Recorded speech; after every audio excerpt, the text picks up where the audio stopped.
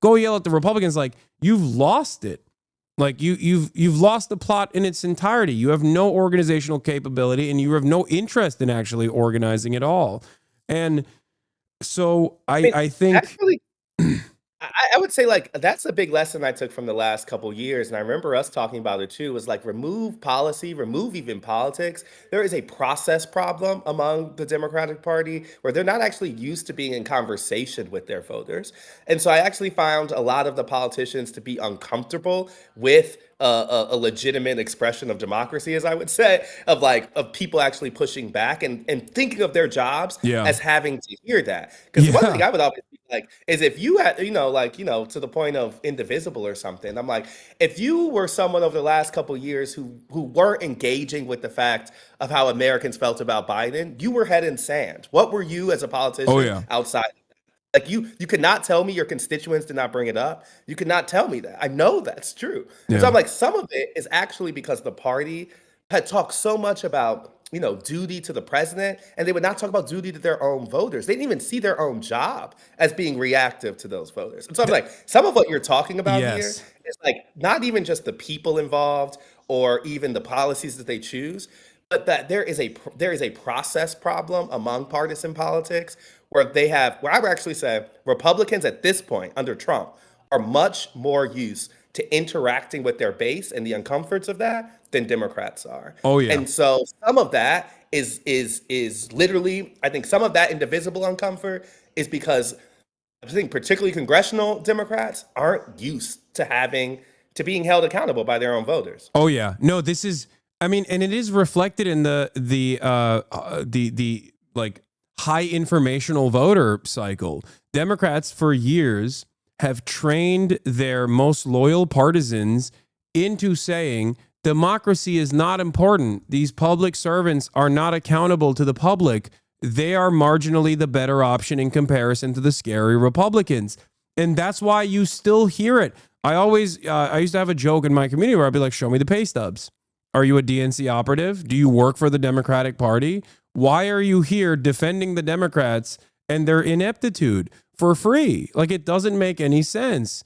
You're not near a Tandon. You're not Matt Iglesias. You're not getting paid by these groups. And yet here you are on your own volition defending the ineptitude of the Democratic Party, telling me that no, better things are not possible. This is not a winning message. And they've lost time and time again. And obviously something needs to change. Something needs to change within the Democratic Party, or it's over. It's just completely done. And I Yeah, I do think that fear. this November the bottom fell out though. I think even among the people I know who I used to probably have that same thought, being like, I think this is particularly true of like, there's an identity piece to partisanship too. You feel as if defining yourself against the other side is important. But I feel like in reaction to this election, I heard Democrats kind of universally say that this was on them. And I feel as if that is not an election reaction I've universally heard. And it's not the same one as I hear online. I still see the kind of like Biden, dark Brandon Twitter talking about we just blame the voters, whatever, whatever. Like, I think that's Yeah. a friend, like, kind of online hysterical stand. I think the majority of your normal Democrats legitimately feel as if the party failed them, and that's what you're seeing being channeled into the Bernie AOC thing, right? Yeah. Like that's why there's an openness to different types of figures that there wasn't true before, and frankly, that's why you're seeing some outsiders, I think, like lurk around stuff. I mean, Stephen A's doing his crazy LeBron thing now, but before that, he was on, he was on The View talking about all that Yeah. type of stuff, right? Like I think there is a growing type of person who is acknowledging that because I find 2024 to be indefensible.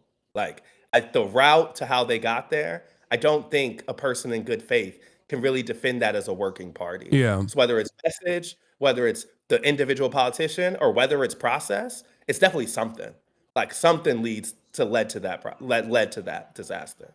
No, absolutely. Well, Estad, thank you so much for coming on. Once again, always a pleasure to have you on. Is there anything you want to promote before we let you go? Our new episodes are coming out in the next couple weeks. They will be running on the daily and the run up feed, and I will also be doing some videos with the Times, doing some politics explainers about what to focus on during Trump. I think there's way too much news right now. I think you have to know when you cut through the noise, and so I'm trying to make up like a series of things of being like, okay, what are the terms we need to know? What are the things that you should know to understand the kind of broader project that we were talking about at the beginning, because I feel like, that kind of targeted understanding of this administration will last a lot more than, getting the deluge of news that comes at us every day. So when you see it, share it, check it out, and tell the Times you want more of them. Hell yeah. Thank you, Estad. Have a good one, man. All right, that was Esther Herndon of the New York Times, one of my favorite recurring guests on the show. Hopefully that was an enlightening conversation. Esther, of course, is not reflective of the broader base of media in general, so do not mistake yourselves into thinking, do not delude yourselves into thinking, well, a lot of journalists are on the ball and on the money. No. By definition, his job requires him to go out and talk to people and not stay within the DC blob, not stay within the DMV zone. And that is precisely the reason why. That's precisely the reason why he has these sorts of opinions and is broadly reflective of the values that you present in this community and what you've grown accustomed to.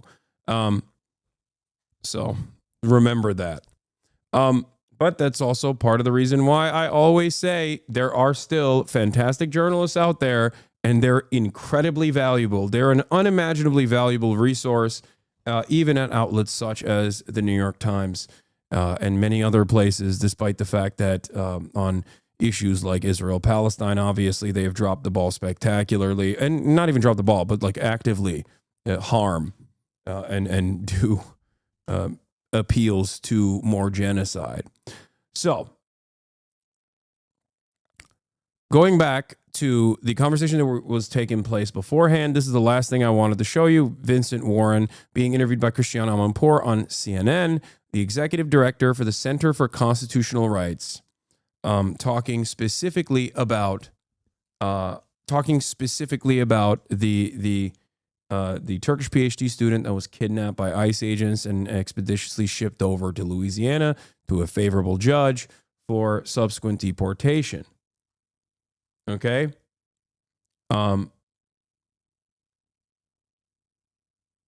This is the last video I'm going to show you on this matter before moving on to some other news stories. But I think anybody watching this, I actually, just taking my lawyer hat off for a minute, I can't help but thinking about what would happen if this was my daughter, if this was my niece.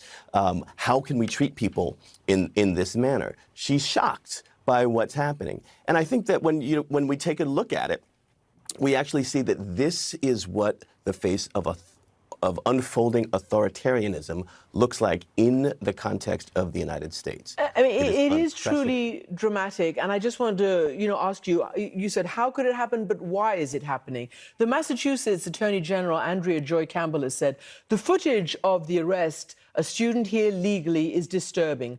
Based on what the federal government has to give everybody 48 hours notice before it intends to do so. But they did it anyway. And the reason why they send folks over 1,000 miles away from where their families and where their homes are is because they're trying. This is essentially a disappearance, that they're using ICE is using the federal immigration detention regime to be able to move people around precisely so that lawyers cannot stop them from doing their illegal activity. It's the courts have been very, very clear, and in this case, and I think also. And the reason why they choose Louisiana is because there's a judge there. It's twofold. Louisiana judge, they're judge shopping. They're trying to create more paperwork, trying to create more confusion. In terms of like having your lawyers have to like track you down, trying to figure out where you're at. But they're also trying to find judges that will expeditiously deport people, like sign off on these deportations. I mean, this is fascism, straightforward fascism. Vincent Warren is right.